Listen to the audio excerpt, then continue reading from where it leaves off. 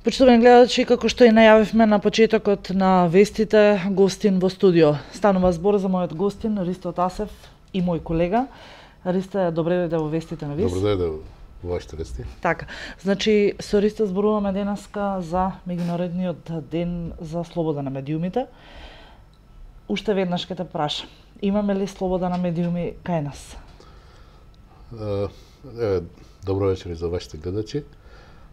Па, според сите показатели кои ги имаме, кои се валидни како Сдружение на новинари на Македонија и кои секоја година се објавуваат од било која организација или институција, Македонија се чини дека во последните неколку години убедливо го достигна дното.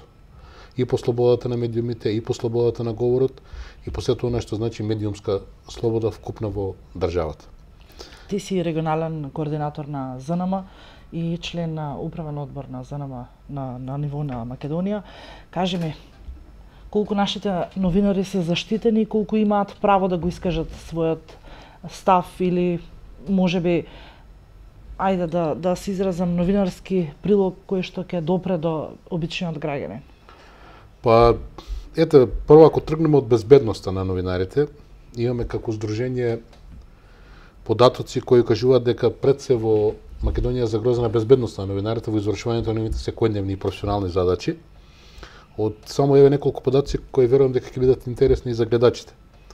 Од 2011 година имаме регистрирано 45 напади на новинари, од кои 13 се извршени во 2016 година до денес, а веќе за овие 4 месеци, почеток на петиот, имаме регистрирано 7. Значи во 2017 година имаме регистрирано 7 напади врз новинари.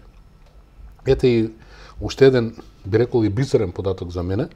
Во крвавиот четврток кој се случи во Собранието на Република Македонија, имаме евидентирано и пријавено 21 напада врз наши колеги, врз наши новинари кои известуваат таму, кои си работеа професионално, си го вадеа лебот, а двајца се здобија со потешки повреди и се задржани на лекување. Овие податоци доволно зборуваат каде е Македонија, каде е слободата на медиумите во нашата држава и дека новинарите секојаш први на удар во секоја турбулентна ситуација или некаде каде што има помалку спротивставени ставови од едната или од другата страна секоја страдаат новинарите. Да не забораваме дека во Македонија има затворен новинар. Не сакам да го спомнам случајот на колегата Томислав Кежаровски, кој скоро 2 години беше во затвор. Еве сега таков случај со колегата Зоран Божиновски, кој веќе скоро 14 месеци е во притвор. Тоа доволно зборува како Македонија, како власта во Македонија ги уредува слободите, правата и слободата на медиумите во нашата земја. Исто така има еден друг податок кој е исто така многу загрижувачки. Ако во 2008 година Македонија според Репортери на граници беше на 34-то место во светот според слободата на медиумите, сега со најновите податоци од Репортери без граници Македонија е на 111-то место од 180 држави. Меѓутоа пред 2 години беше пак на 134-то место.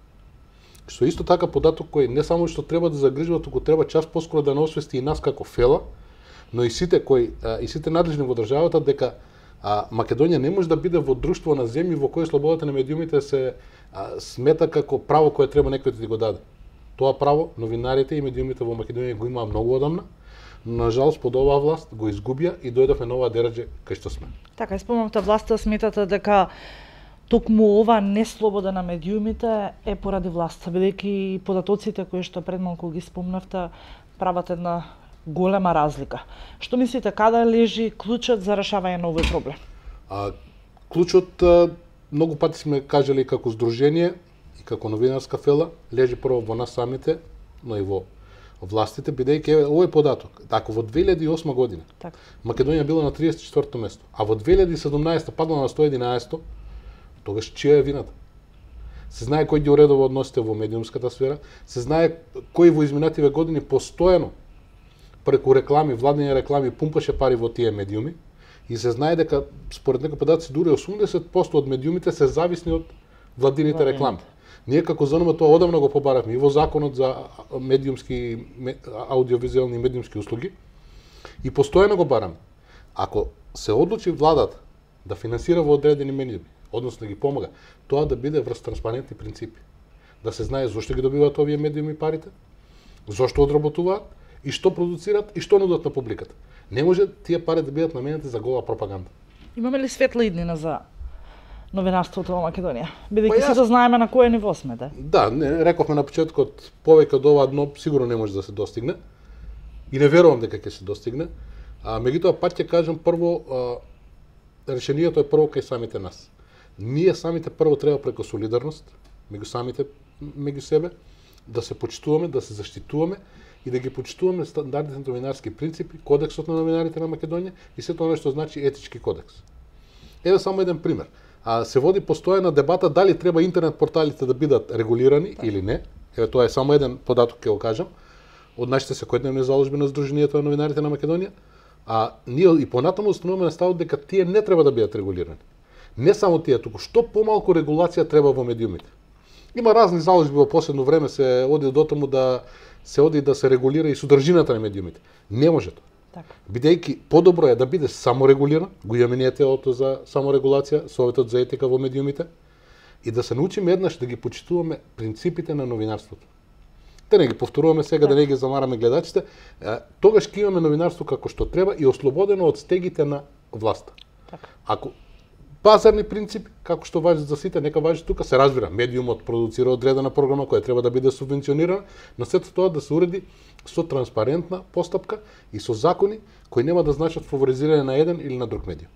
Еве само за крај, тоа нека биде еден апел до нашите колеги, до гледачите, до сите оние кои ги конзумираат секојдневно нашите содржини и нашата понуда. Не може Македонија да биде во друштво според безбедноста на новинарите со Русија, со Турција, со Црна Гора, со Азербејџан. Не може, бидејќи ако до 2008 година сме имале показател дека сме били на 34-то место и оде на шпагата. Тоа доволно зборува во каква состојба се медиумите, во каква состојба државата и општеството. Се надевам дека како Сдружение новинари на Македонија нашите заложби за сето она што го кажуваме секојдневно, посебно првите луѓе на Сдруженијето, како што е нашиот претседател господинот Насер Салмани, сметам дека допираат до многу луѓе. Нашите заложби да имаме новинарство кој ќе биде препознатливо и кој ќе се темели на професијата, на принципите, на законите на професијата, тогаш ќе бидеме и блиски до гледачите и препознатливи, а секој на кој што нема се прдржува до овие принципи, работи пропагандистички или пак известува еднострано, многу лесно ќе биде препознат од гледачите. Прво нас не треба и едукација на публиката, за да може да дознаат што е вистинско новинарство, а што е пропаганда. Така, кога го спомнавте вистинското новинарство, јас би запрашала, долги години сте нели низ медиумите во земјава, сметате ли дека има премногу медиуми во Македонија, земја која што... Лично мојот став е сметам дека ги има премногу. Тоа е дозволено во еден период и според мене не требало тоа да се случи. Ние имаме примери, да кажеме, во земји од поранешна Југославија каде нема толку медиуми, бидејќи пазарот е сепак тој. Така. Македонија се знае колкав е пазарот и сега сиот тој маркетиншки колач треба да го делат сите тие медиуми. Сепак медиумот е скапа работа, не е играчка медиумот, посебно телевизија или сите и другите електронски медиуми. Самиот медиум продуцира трошци во старт. А со тој маркетиншки колач, односно кој го има на пазарот, вие не може да ги покриете трошоците. Може би затоа некојаш разговараме за субвенционирање на програмите. Да, тоа е добро, меѓутоа пак ќе повторам. Тоа да биде на транспарентен начин, врз однапред определени принципи, ќе се знае кој колку добива и зошто добива. Не може да не знам, владата прави кампања за трето дете, не знам, тоа ми доаѓа прво на памет, и тоа да биде субвенционирано кај определен број на телевизија, кај други не. Не сакам сега да нафлегувам да ги делам телевизиите на оние кои добили или не добили, иако имам и такви информации. Самото тоа веќе ги фаворизира одредени телевизии да имаат на пазарот нееднаков пристап, бидејќи тие ќе бидат во можност да понудат поевтини реклами на тие што сакаат да се огласуваат, за разлика од тие што имаат владени реклами. Така. Ето го проблемот од старт. Така. И само за крај уште да ве прашам. Долги години сте нели новинар.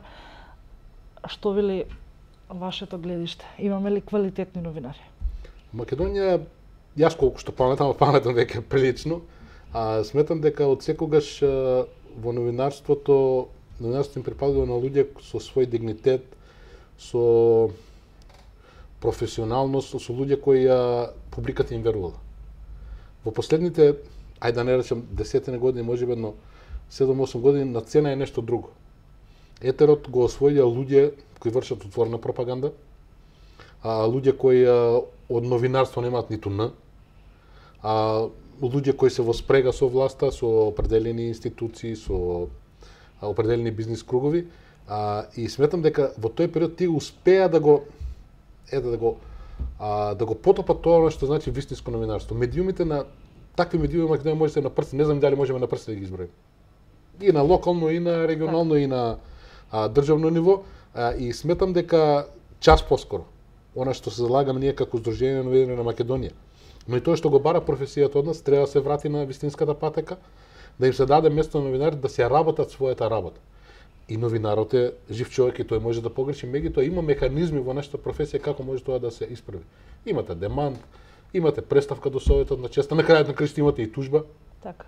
Значи никој на оној што е доколку се почувствува навреден или наклеветен или дека е изнесен на вистина, може да се го оствари своето право, за разлика да речеме од сега вас може на некој медиум, не знам, со денови да ве клеветат, да ве навредуваат, да изнесуваат невистини за вас, а не може така да побарате и да добиете сатисфакција. Тоа е страшно.